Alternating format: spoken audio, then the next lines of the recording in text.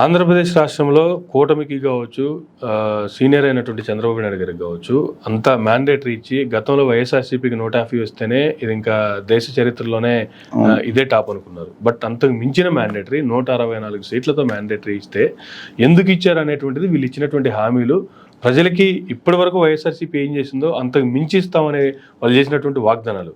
కానీ అధికారం వచ్చిన తర్వాత ఒక్కొక్క దానికి దీన్ని ఇలా చేయలేము అనేటువంటిది రీసెంట్గా నాదెండ్ల మనోహర్ గ్యాస్కు సంబంధించి చెప్పడం కావచ్చు, నారా లోకేష్ గారు అమ్మకు వందనం దానికి సంబంధించి చెప్పడం కావచ్చు, ఒక్కొక్కటి వాయిదాలు వేసుకుంటూ పోతూ ఉంటే ప్రజలు దీన్ని ఎలా చూస్తున్నారంటారు? అసలు అసెంబ్లీ వేదికగా ఇలాంటి చర్యలు మాటలు మాట్లాడటాన్ని ఎలా చూడాలంటారు సార్? అసలు వాళ్ళు ఇచ్చిన హామీలనే రాజకీయం అండి, వాళ్ళే ఇప్పుడు కుదరదు రాజకీయం. జగన్మోహన్ రెడ్డి గారు అధికారంలోకి వచ్చిన తర్వాత అమ్మఒడి ఎన్ని నెలల తర్వాత ఇచ్చారండి? 7 నెలలు పట్టిందా?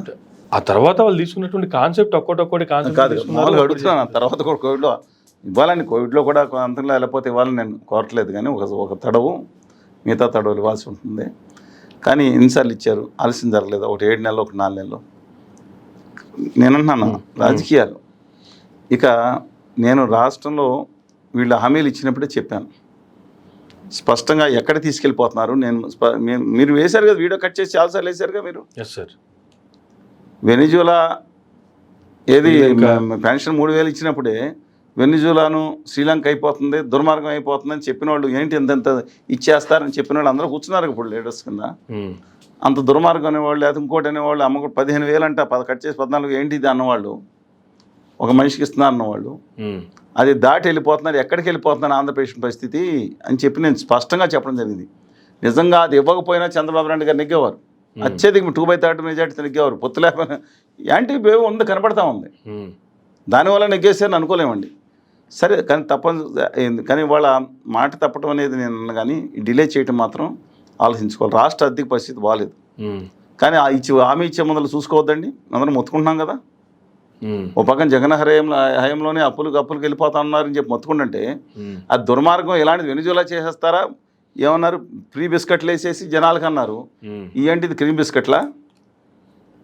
ఆ పన్నులకు ఇంకా ఇవ్వాల్సిన అవసరం ఉంది. కానీ మొదటి హామీ నిలబెట్టుకున్నారు. చూడండి, 7,000 రూపాయలు ఖచ్చితంగా ఇస్తానని చెప్తే ఆయన 4,000 రూపాయలు జనరల్ పెన్షన్, మిగతా 6,000, పాతది 3,000 కలిపి 7,000 ఇస్తున్నారు. ఇచ్చేసారా లేదా? జూలై 1వ తారీఖున అధికారంలోకి వచ్చిన వెంటనే జూలై 1వ తారీఖున 7,000 రూపాయలు ఇచ్చారు. దానికి వీళ్ళేమో మేము బటన్ నొక్కి నిధులు ఆపేసి ఇంటికి డైవర్ట్ చేశారని వీళ్ళు ఏదైనా ఇచ్చారా లేదా? ఏదో దుగుడు సినిమాలో బుల్లెట్ వచ్చిన దిగిందా లేదా అని అన్నట్టు ఇచ్చేశారు. మిగతా హామీలు ఏదైతే ఉన్నా కదా, irrespective of the conditions apply అని చెప్పలేదు. 18 ఏళ్ళు దాటిన ప్రతి మహిళకి 59 ఏళ్ళు నిండేంత వరకు, అది ఎస్ఎస్టీ బీసీ మైనార్టీ మహిళ అయితే 50 ఏళ్ళు నిండే వరకు ఖచ్చితంగా 1,500 చొప్పున పాకెట్ మనీ. దాంట్లో కండిషన్స్ నాట్ అప్లైడ్ అండి, నిబంధనలు లోబడని చెప్పలేదు. మరి ఆ 18,000 రూపాయలు అది కానీ, అలాగే ఉచిత బస్సు పథకం కానీ,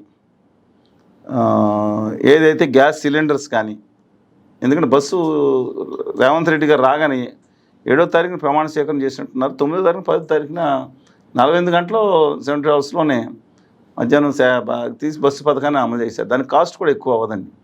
పైగా అది స్టేట్ మొత్తం తిరిగేది, ఇది ఓన్లీ జిల్లాలు తిరిగే వరకు పెద్ద ఇబ్బంది లేదు. అది చేసేస్తారు అనుకుంటున్నాను.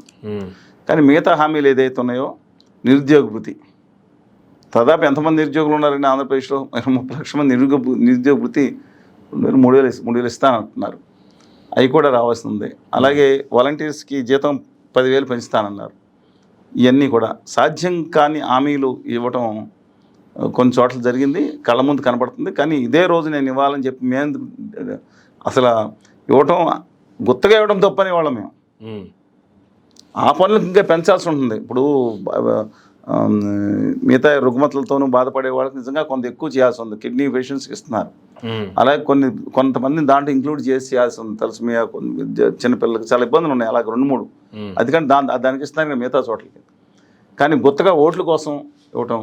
కానీ ఒకటి చెప్పమంటారు మీకు, జగన్మోహన్ రెడ్డి గారు ఇన్ని పథకాలు ఇచ్చినప్పుడు ఓటేయలేదు, మనకి ఇస్తే ఓటేస్తారా, ఇస్తే ఓటేస్తారని దాంట్లోకి వెళ్ళిపోయినట్టున్నారు. కానీ దాంట్లోకి వెళ్ళిపోయినప్పుడు ప్రజలకి ఇలాంటి నమ్మలేని వాగ్దానాలు, అమలుగైన వాగ్దానాలు చేయాల్సిన అవసరం లేదు కదా. అలా అలవాటు పడిపోయారు. ప్రజలు అలవాటు పడ్డారా? నాయకులు అలవాటు పడ్డారా? నాయకులు చేయడానికి, ప్రజలు వినడానికి అలవాటు పడిపోయారు. ఇంకేం లేదండి. ఆఖరికి ప్రతి ఇంట్లో భోజనం పంపిస్తాం, మార్నింగ్ తీసుకుని తినిపెట్టే లేకుండా మెషిన్ కూడా మన్మే మెషిన్ కూడా చేస్తామనే హామీలు ఇచ్చినా ఆశ్చర్యపోవద్దండి. భావితరాల కోసం హోదా విభజన హామీలు రాయితీలు తీసుకొచ్చి ఇన్సెంటివ్లు పెట్టించి వాళ్ళని బలోపేతం చేయడానికి ఆలోచించాలి తప్పితే ఇవాళ తీసుకొచ్చి దీని మీద పెడతామని ఏంటండి, ఎంత దూరం వెళ్ళిపోతున్నారు. నాకు అబ్సల్యూట్లీ నాకేం అర్థం కావట్లేదండి. ఇది ఎంత సంక్షేమం, ఓకే సంక్షేమానికి లిమిట్ ఉండదా? నేను ఆ పాలకుడు అంటలా, జగన్మోహన్ రెడ్డి గారు వెళ్ళొచ్చు, వీళ్ళు వెళ్ళొచ్చు. దాని లిమిట్ ఉండాల్సిన అవసరం ఉంది. ఆ పనులకి ఇవ్వాలి, అర్థం లేకుండా గుత్తగా మొత్తం అందరికి ఇవ్వటం అనేది అన్నీ అంటే కొన్ని చోట్ల అవసరం. కానీ ఎందుకంటే బాబాలో తాతలు లేకపోతే మిగతా ఊళ్ళో ఉన్న వృద్ధులు 60 ఏళ్ళు దాటిన వాళ్ళు దీని మీద బతుకుతున్నారు, 3000 4000 మీద సగంగా తలెత్తుకుని బతుకుతున్నారు. నిజం నేను చెప్పేది.